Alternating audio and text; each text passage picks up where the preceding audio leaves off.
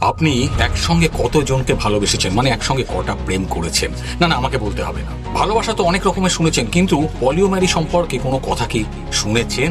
আমাদের বর্তমান প্রজন্ম যারা জেন জি নামে পরিচিত, তারা কিন্তু এই সম্পর্কে দারুণভাবে জড়িয়ে পড়ছে। বন্ধুরা, সবাই কেমন আছেন? আশা করি ভালো আছেন।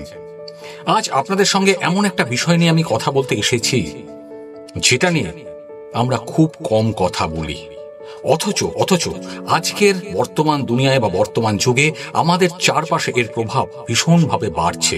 আর আপনারা এই বিষয়টা আগে হয়তো কোনোদিন ইউটিউবে দেখেছেন বলে আমার মনে হয় না, দেখেও থাকতে পারেন। আচ্ছা, একটা প্রশ্ন করি আপনাদেরকে, সেটা হচ্ছে যে বলুন তো, ভালোবাসা কি শুধু একজনের জন্যই?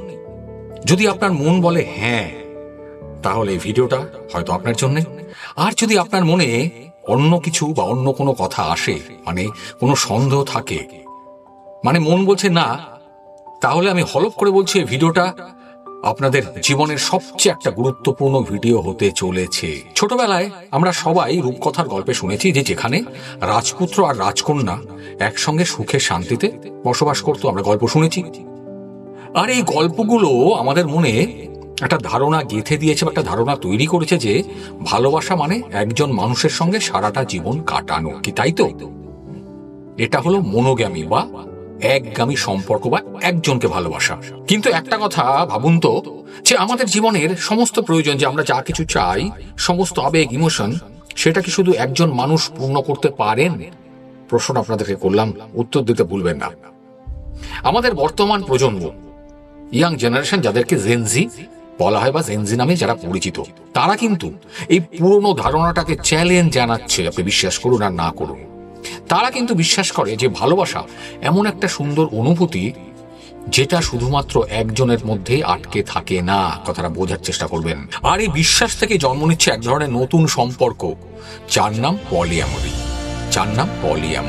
ग्रुप स्टडी सुना है, मैंने ग्रुप नाइट आउट सुना है, ग्रुप पार्टी सुना है, ये ग्रुप रिलेशनशिप कैसे कर लेते हो भाई? জিনিসটা কি রে বাবা, তাই মনে হচ্ছে কি? আগে হ্যাঁ, শুনতে একটু খটোমটো বা কঠিন লাগলেও এর মানে কিন্তু খুব সহজ। অনেক ভালোবাসা। আর এর মূল কথা হলো একজন মানুষ একই সময়ে একাধিক মানুষের সঙ্গে গভীর ভালোবাসার সম্পর্কে থাকতে পারে, বা বাংলা ভাষায় প্রেম করতে পারে। আরো সহজ করে বলতে হয় যে একসঙ্গে অনেককে ভালোবাসা যায়। আর যেটা আজকাল ভীষণভাবে দেখা যাচ্ছে, যে একটা ছেলে বা একটা মেয়ে একই সঙ্গে দুজন বা তার বেশি সম্পর্ক তৈরি করছে, বা তার বেশি সম্পর্কে তারা জড়িয়ে যাচ্ছে। তবে কিন্তু এর মানে এই নয় যে এটা কাউকে ঠকানো হচ্ছে বা লুকিয়ে প্রেম করা। বরং পলিঅ্যামরি সম্পর্কে সবচেয়ে গুরুত্বপূর্ণ বিষয় হলো ট্রান্সপারেন্সি, স্বচ্ছতা, সততা আর প্রত্যেকের সম্মতি। এই ধরনের সম্পর্কে থাকা প্রত্যেকটা মানুষই জানে যে তাদের সঙ্গীর আরো সঙ্গী বা সঙ্গিনী আছে। আর এই সম্পর্কের ভিত্তিটা গড়ে ওঠে বিশ্বাস আর সম্মানের উপরে।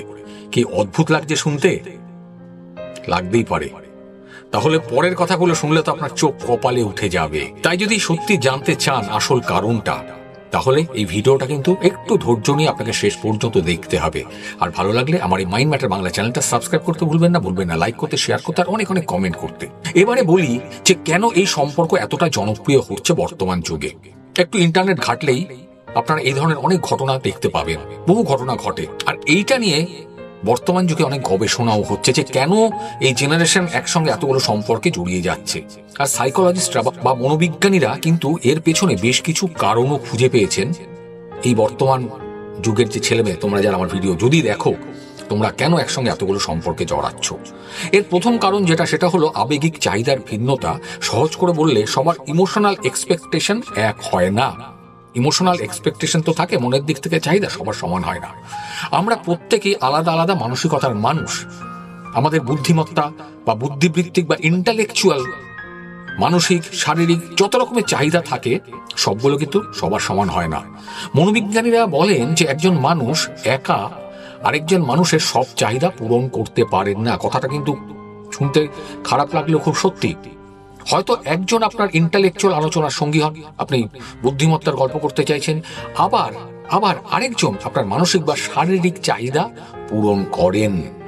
কথাটা বোঝা যাচ্ছে তো? বোঝা না গেলে কমেন্ট করবেন, আমি লিখে বুঝিয়ে দেব। আর এই পলিঅ্যামরিকে এই সম্পর্কের বিভিন্ন ধরনের যে চাহিদা না, এই চাহিদাগুলো মেটানোর একটা উপায় বলে মনে করা হয়। এরপরে দ্বিতীয় যে কারণটা মনোবিজ্ঞানীরা আইডেন্টিফাই করেছেন সেটা হলো দ্রুত পরিবর্তনশীল জীবন। এখনকার লাইফস্টাইল, যে লাইফস্টাইলে আমরা অভ্যস্ত, আমরা প্রতিনিয়ত রেগুলারলি এক জায়গা থেকে আরেক জায়গায় চলে যাচ্ছি বা ইয়াং জেনারেশন যাচ্ছে, সেটা চাকরি হতে পারে, সেটা পড়াশোনার কারণে বাড়ির বাইরে দূরে থাকছে। এই অবস্থায় একজনের সঙ্গে রিলেশন মেনটেন করার ক্ষেত্রে যে ডিস্টেন্স, এটা অনেক সময় একটা সমস্যার কারণ হয়ে দাঁড়ায়।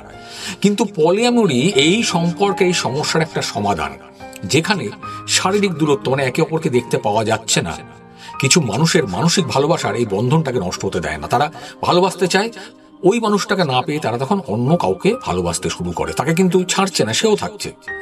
এরপরে তৃতীয় যে কারণটা আসে সেটা হচ্ছে মনের খোলা জানালা। বর্তমানটা ইন্টারনেটের যুগ, আর আমরা বিভিন্ন সংস্কৃতি আর নতুন নতুন ধারণার সঙ্গে অ্যাকাস্টামড হচ্ছি বা পরিচিত হচ্ছি। এর ফলে কি হচ্ছে, এর ফলে মানুষ অনেক বেশি খোলা মনের অধিকারী হচ্ছে, পুরনো প্রথাগুলোকে প্রশ্ন করার সাহস পাচ্ছে, কারণ তারা জানতে পারছে যে আগে এটা হতো, এখন কেন হবে না। আর এরপরে 4 নম্বর যেটা, সেটা হচ্ছে মিডিয়ার প্রভাব, সোশ্যাল মিডিয়া, নর্মাল মিডিয়া, সমস্ত কিছু। বর্তমান যুগে ওয়েব সিরিজ ভীষণ ইন্টারেস্টিং, সবাই দেখি। আর এই সিনেমাগুলোতে না পলিঅ্যামরাস সম্পর্কে প্রায়ই দেখানো হচ্ছে, আর এটার জন্যই তরুণ প্রজন্ম বা বর্তমান প্রজন্ম এই বিষয়টা নিয়ে জানতে আর বুঝতে আগ্রহী হচ্ছে, জিনিসটা কি, তাদের মনে একটা কৌতূহল জাগছে।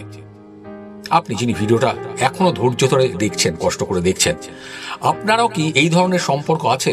থাকলে আপনি অবশ্যই জানবেন যে এটা একটা চ্যালেঞ্জ, আর অবশ্যই আমি তার একটা সমাধানও বলতে যাবো, কাজে ভিডিওটা স্কিপ করে দেখবেন না। এই পলিঅ্যামরি সম্পর্ক কিন্তু সবসময় খুব ইজি হয় না, সহজ হয় না, এতে কিছু জটিলতা বা কমপ্লেক্সিটি থাকে। কি ধরনের? যেমন ঈর্ষা বা জেলাসি, এটা একটা অদ্ভুত জিনিস, ভালো করে শুনবেন। কারো একজনের সঙ্গী বা সঙ্গিনী যখন অন্য কারোর সঙ্গে সময় কাটান, তখন ঈর্ষা, জেলাসি বা একটা ইনসিকিউরিটি ফিল আসাটা স্বাভাবিক। তবে এই সম্পর্কের মূল কথা হলো কম্পারশন, অর্থাৎ কিছু মানুষ থাকেন যারা জানেন যে তার সঙ্গী বা সঙ্গিনীটি অন্য কারোর সঙ্গে প্রেম করছে বা ভালোবাসছে, আর সে তার এই সম্পর্কটা দেখে আনন্দ পায়। অদ্ভুত লাগছে শুনতে না, কিন্তু এটাই ফ্যাক্ট। পলিঅ্যামারাস ব্যক্তিরা বা মানুষরা নিজেদের মধ্যে খোলাখুলি যোগাযোগের মাধ্যমে এই সমস্যার সমাধান করার চেষ্টা করেন। এরা কিন্তু একে অপরের সঙ্গে কানেক্টেড, এরা জানেন যে আমার বয়ফ্রেন্ড বা গার্লফ্রেন্ড একসঙ্গে অনেকগুলো রিলেশনে আছে, তারা জানেন, এবং সেটা জেনে একটা মিউচুয়াল আন্ডারস্ট্যান্ডিং এর মাধ্যমে সেটাকে সমাধান করার চেষ্টা করে। এর মধ্যে একটা সমস্যা আছে, কি সমস্যা, চ্যালেঞ্জ, সেটা হচ্ছে সময় ভাগ করা। একসঙ্গে অনেকগুলো রিলেশনের মধ্যে সময় দেওয়াটা একটা বড় চ্যালেঞ্জ। প্রত্যেকটা সঙ্গীর সঙ্গে সমানভাবে সময় কাটানো, সবার প্রতি সমান অ্যাটেনশন দেওয়া ভীষণ টাফ।